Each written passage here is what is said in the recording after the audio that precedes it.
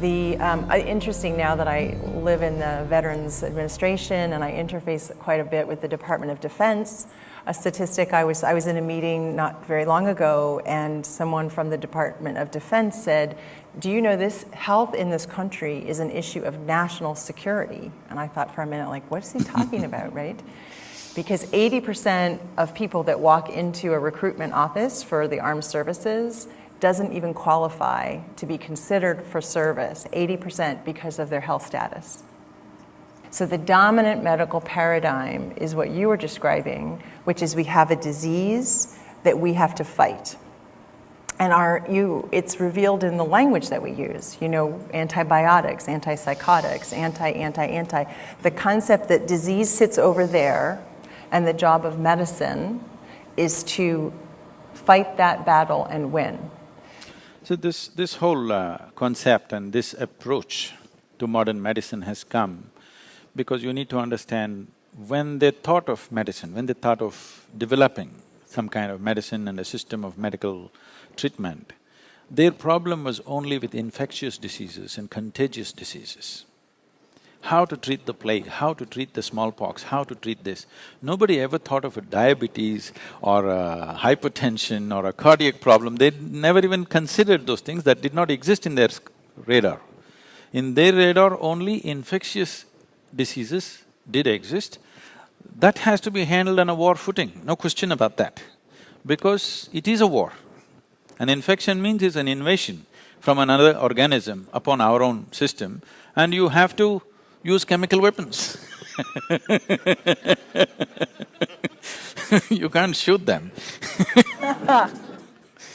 So, this whole medical system evolved from the need to handle infectious diseases, contagious diseases which were taking a huge toll on populations in those times.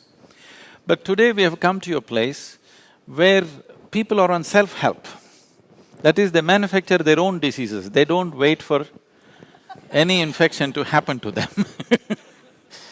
Because now they're on self-help, they need another system of medicine, another way to approach it completely, which is the shift we are struggling to make right now. I must tell you this experience.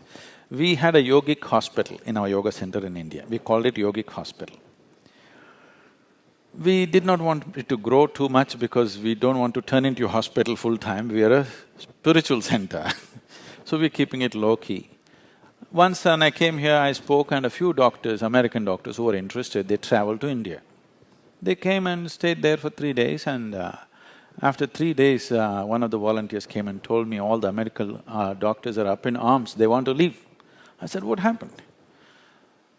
They said, it's best that you meet them, they're just off. Then I said, okay, and I went to meet them. Then I said, what's the problem? They said, you said there is a hospital. Where is a hospital? There is no hospital here. I said, right now there are about 60 and odd patients. I said, where is it? Their idea of a hospital is that there must be beds, you must treat sick well, and everybody should be… If you treat them so well, they will not want to become healthy. Where are the patients? I said, they're all in the garden, I put them to work. We give them the treatment and therapies and medication, but rest of the time I put them to work. Whatever they can do, they must do.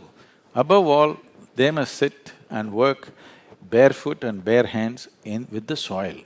Just being in touch with the planet, because you're just a drop of this planet, you're forgetting that. What you call as my body is just a piece of the planet, isn't it? If you lose connection with the source, will you not get disorganized?